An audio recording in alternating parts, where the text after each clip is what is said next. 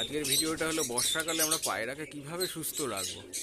বর্ষাকালে পায়রাকে সুস্থ রাখতে হবে, কেননা পায়রা এই বর্ষা পড়বে, ড্যাম সিজন হবে, জলীয় বাষ্প বাড়বে, পায়রা ঝিমাবে, পায়রা চুপচাপ খাওয়া কমিয়ে দেবে, হজমটা কম হবে, ঝিমাবে বেশি।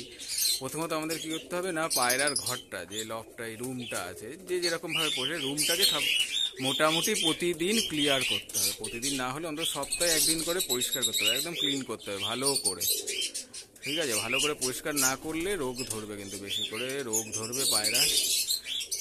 যদিও আমার রুমটা একেবারে নোংরা হয়ে আছে, এটা কালকে পরিষ্কার করবো। সানডে ছুটি আছে, কারণ আমার এখন ছুটি ছিল না, এখন অফিস ছিল, সে ভিডিও করা হয়নি। যাই হোক, আচ্ছা, আমাদের যে প্রথমে যেটা করতে হবে, রুমটাকে ক্লিন করতে হবে, ভালো করে পরিষ্কার করতে হবে।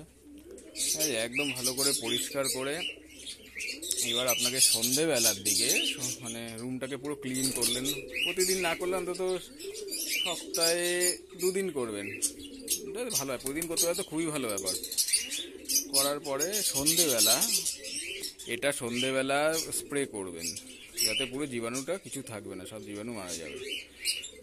ঠিক আছে, 1 লিটার জলে 10 গ্রাম মিশিয়ে এটা সন্ধেবেলা স্প্রে করবেন। এটা পায়রার গায়ে, সারা শরীরে স্প্রে করলে অসুবিধা হয় না, জলে পড়লে অসুবিধা হয় না, শরীরে পড়লে অসুবিধা হয় না। একদম পুরো লকটা ধরে স্প্রে করে দেবেন, একদম পুরো ধরে করে দেবেন। যদি এটার একটু দামটা বেশি আছে, এটা খুব ভালো কাজ দেয়, স্প্রে করে দিতে পারেন যদি। এইটা একদমই দেখিয়েছি ভারকানে, যেটা ভালো করে স্প্রে করে দেবেন। 10 দিনে একবার করবেন এই বর্ষার সময়, তাহলে কি হবে, পায়রার রুমটা জীবাণুমুক্ত থাকবে। দ্বিতীয়ত কী করবেন, যে এই যে ওয়েদার এখন কি বর্ষা শুরু হয়ে গেছে, মোটামুটি বর্ষা সেইভাবে হচ্ছে যে বৃষ্টি হচ্ছে, ড্যাম ওয়েদার। এখন হচ্ছে কি, এই যে টেট্রাসাইক্লিন পাউডারটা, এই যে টেট্রাসাইক্লিন পাউডারটা দেখতে পাচ্ছেন, এটা মোটামুটি 1 লিটার জলে 4 চামচের 4 ভাগের 1 ভাগ 5 দিন দেবেন খেতে। তাহলে পায়রা কখনো ঝিমাবে না, রোগ ধরবে না। এই বর্ষায় পায়রার রোগটা কিন্তু প্রচুর হয়, প্রচুর পরিমাণ রোগে আক্রান্ত হয় পায়রা। যদি আপনি এটা ব্যবহার করে থাকেন, 5 দিন দেবেন, দিয়ে বন্ধ করে দেবেন। প্রতি মাসে 5 দিন দেবেন। এই যে এই মাসে 5 দিন দিলেন, এটা হচ্ছে জুলাই মাস, 5 দিন দিয়ে বন্ধ করে দেবেন। আরও আগস্টে 5 দিন দেবেন, সেপ্টেম্বরে 5 দিন দেবেন, এরকম দেবেন, টানা দেবেন। দিলে মানে অ্যান্টিবায়োটিক টানা 5 দিন ইউজ করতে হয়, না হলে কিন্তু সমস্যা দাঁড়াবে। তাহলে আপনার পায়রা ঝিমাবে না, রোগ ধরবে না চট করে পায়রাকে। ঠিক আছে, এটা কিন্তু খুব ভালো কাজ দেয় ওষুধটা। এটা বর্ষার সময় পায়রার ক্ষেত্রে খুব ভালো কাজ দেয়, খুব। আমি ব্যবহার করি, আপনারা ব্যবহার করতে পারেন। এটা বুঝতে পারছেন, ভালো করে নামটা দেখে দিলাম। এটা কিন্তু খুব ভালো কাজ দেয়, ব্রহ্মাস্ত্র বলা যায়। এটা ইউজ করলে পায়রা সচরাচর রোগ ধরবে না। যে হয় না, পায়রার একটা ধরলে পর পর সব ধরতে থাকে, সেইটা হবে না।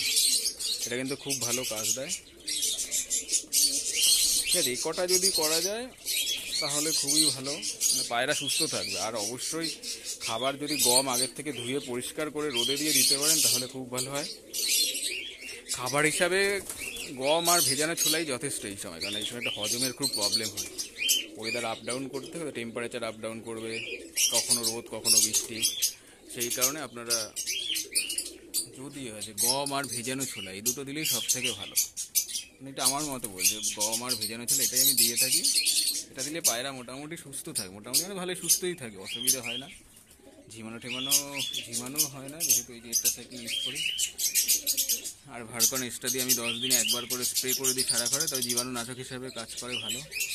আর যাদের কম পায়রা আছে, এইটা তো ভারকন এক্সট্রা অনেকটা দামি না, যাদের কম পায়রা আছে তারা কী করবেন না, পায়রার ঘরটাকে সন্ধেবেলা মোটামুটি পায়রাগুলোকে বার করে অন্য কোথাও সরিয়ে ঘরে ফিনাইল আর কেরোসিন তেল, ঠিক আছে, 1 লিটার জলে ফিনাইল আর কেরোসিন তেল অল্প পরিমাণে মেশাবেন, মিশিয়ে ভালো করে স্প্রে করবেন। খেয়াল করবেন যেন খাবারের পাত্র বা জলের পাত্রে কখনোই না পড়ে, বা ওদের চোখে না পড়ে, গায়ে না পড়ে। সেম কাজ দেবে, জীবাণু মারা যাবে।